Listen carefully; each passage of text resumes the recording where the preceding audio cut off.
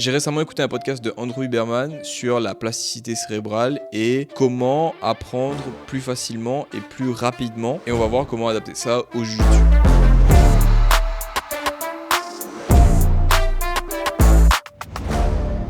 Si vous voulez apprendre plus vite et devenir meilleur au jiu-jitsu, vous devez comprendre comment votre cerveau fonctionne. Parce que oui, votre cerveau c'est comme un muscle et si vous savez comment l'utiliser, vous pouvez même reprogrammer votre façon de penser et d'apprendre. Et aujourd'hui, on va voir comment optimiser sa neuroplasticité pour s'améliorer sur les tatamis. Est-ce que vous avez déjà eu l'impression que certaines personnes progressaient plus vite que d'autres sur les tatamis, que ces personnes retiennent mieux les techniques et qu'elles s'adaptent plus rapidement? Et bien ce n'est pas qu'une question de talent, c'est aussi une question de neuroplasticité.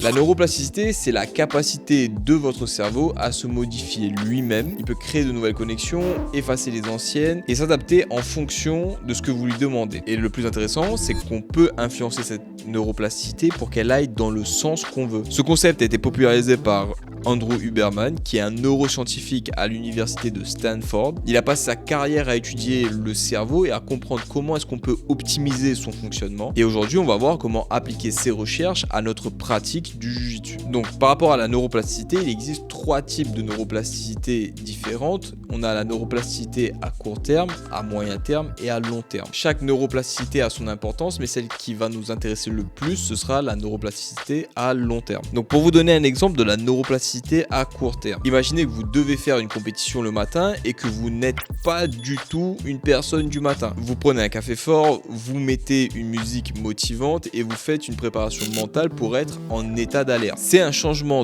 temporaire qui vous permet d'être performant sur le moment mais qui ne durera pas dans le temps. Ça, c'est la neuroplasticité à court terme. Ensuite, on a la neuroplasticité à moyen terme. Pour se représenter un peu ce type de plasticité, imaginez que vous partez en stage intensif de jiu-jitsu pendant une semaine. Pendant cette période, vous absorbez un maximum d'informations et vous vous adaptez à un nouvel environnement d'apprentissage. Mais une fois le stage terminé, la majorité de ces nouvelles connaissances s'effacent si vous ne les revisitez pas fréquemment. Et ça, c'est ce qui caractérise la plasticité à moyen terme. Vous avez cette capacité de vous adapter, mais ce ne sont pas des changements qui vont rester. Ensuite, vous avez la plasticité à long terme et c'est elle qui, je l'ai dit, nous intéresse le plus parce que c'est cette neuroplasticité qui fait qu'après des années d'entraînement, certaines réactions deviennent automatiques. Donc imaginez que vous êtes en train de combattre et que vous voyez une ouverture et que vous arrivez à attaquer sans même y penser. Et ce résultat, c'est le fruit d'un travail qui est répété et d'un apprentissage bien structuré. Le point clé à retenir ici, c'est que chaque type de plasticité se construit sur le précédent. La plasticité à court terme prépare la plasticité à moyen terme et la plasticité à moyen terme sera la base pour la plasticité à long terme. Et si vous arrivez à comprendre ça, vous pourrez structurer vos entraînements de manière plus efficace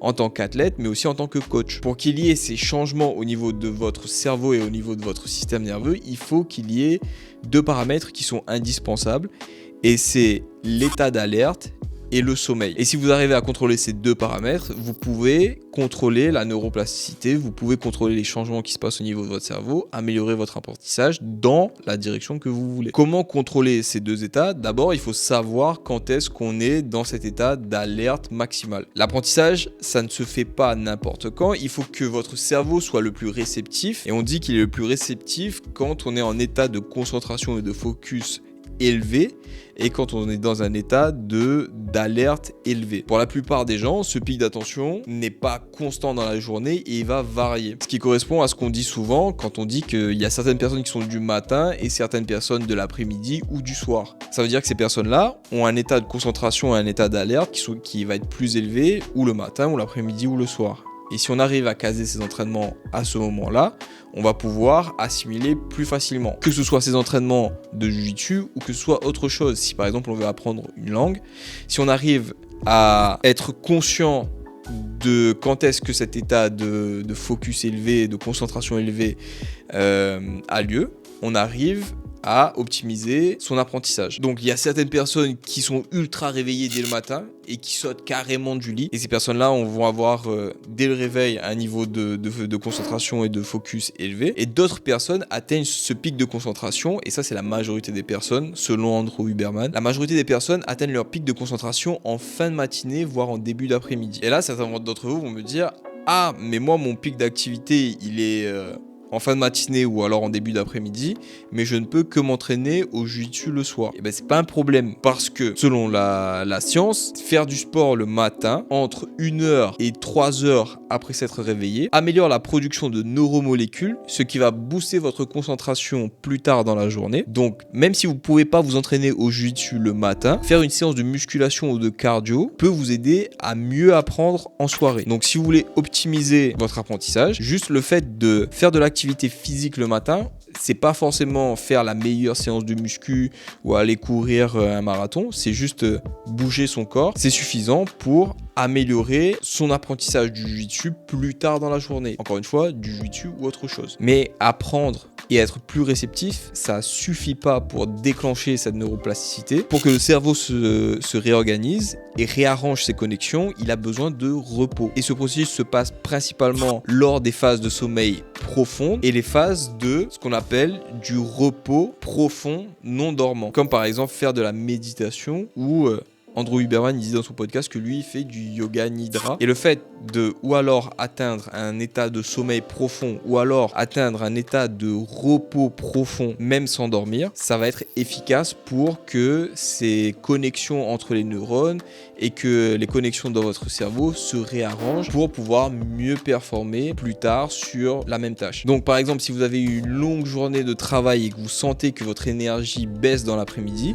vous pouvez faire une sieste ou une session de relaxation profonde de 10 à 30 minutes et ça va être largement suffisant pour que vous puissiez recharger les batteries de votre système nerveux. Ensuite, il y a des petites astuces que j'ai déjà dit dans d'autres vidéos et dans d'autres podcasts, des astuces qui sont efficaces pour accélérer votre apprentissage, comme par exemple recevoir des feedbacks immédiats de votre coach. Donc quand vous faites une technique incorrecte et que votre coach vous corrige immédiatement, votre cerveau renforce cette connexion bien plus rapidement que si vous attendez la fin du cours ou un autre jour pour corriger cette erreur. D'ailleurs, la recherche en neurosciences montre que l'apprentissage est plus efficace lorsque les erreurs sont corrigées juste après leur apparition. Et c'est pour cette raison qu'il est essentiel de s'entraîner avec un partenaire qui est attentif à ce que vous faites ou alors sous la supervision d'un bon coach. Si jamais vous n'avez pas le luxe d'avoir tout ça, utilisez une caméra ou un téléphone que vous mettez sur un trépied pendant que vous faites vos combats et vous analysez vos combats à la fin du cours. Un des éléments clés de la neuroplasticité, c'est la répétition. Plus vous répétez un mouvement ou une technique, plus les connexions neuronales associées à ce mouvement deviennent fortes. Mais il y a un moyen d'accélérer ce processus, c'est l'émotion et l'engagement actif. Si vous pratiquez une technique avec enthousiasme ou si vous y mettez de l'émotion, votre cerveau va libérer des neuromolécules qui vont stimuler cette neuroplasticité. Et c'est pour ça que les meilleurs coachs ne donnent pas que des indications techniques, ils arrivent à stimuler leurs athlètes avec les émotions et ils arrivent à rattacher les entraînements et les émotions. C'est pour ça que le travail de coach, c'est pas seulement donner des techniques, mais c'est connaître réellement son athlète, parce que tout le monde ne réagit pas de la même façon par rapport aux stimuli. Peut-être que je vais avoir un athlète sur lequel je vais devoir crier et que je vais devoir secouer pour qu'il soit plus stimulé, alors que de l'autre côté, je pourrais par exemple avoir un athlète sur lequel je pourrais pas crier parce que sinon il va se sentir perdu, il va se sentir déboussolé, et je vais devoir plutôt faire du renforcement positif et lui dire qu'il est sur le bon chemin, qu'il continue à progresser et que c'est bien qu'il avance dans la bonne direction pour qu'il s'investisse encore plus dans son apprentissage. Ensuite, une autre astuce, c'est de varier les contextes d'apprentissage.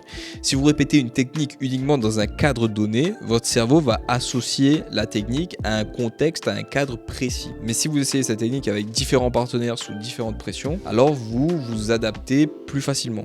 Donc, pour conclure, ce qu'il faut retenir, c'est que votre cerveau est une machine qui est incroyable et vous pouvez l'entraîner comme un muscle pour maximiser votre progression en jiu-jitsu. Donc la première étape, c'est de repérer son pic d'attention pour savoir quand est-ce qu'on est le plus concentré, quand est-ce qu'on est le plus alerte et utiliser cette période de temps pour s'entraîner ou apprendre une nouvelle langue ou apprendre à jouer d'un instrument. Si jamais c'est pas possible et que vous devez vous entraîner ou réaliser votre apprentissage en décalé de ce pic, vous pouvez faire du sport le matin et ça va vous aider à améliorer votre concentration pour la journée. Une des choses qu'il faut pas oublier aussi, c'est qu'il faut donner de la stimulation, mais aussi il faut se reposer. Donc optimiser votre sommeil pour consolider vos apprentissages, parce que c'est à ce moment-là, pendant les périodes de repos profond, que la neuroplasticité a lieu. Ensuite, lorsque vous entraînez, essayez d'avoir les feedbacks les plus rapidement possible pour que vous puissiez comprendre le plus tôt possible où est-ce que vous avez fait votre erreur. Et ensuite, essayez de joindre les émotions à vos entraînements et de varier les contextes d'apprentissage. Voilà, c'est tout pour cette vidéo. Si vous avez appris quelque chose, n'hésitez pas à partager cette vidéo avec vos potes du jiu-jitsu,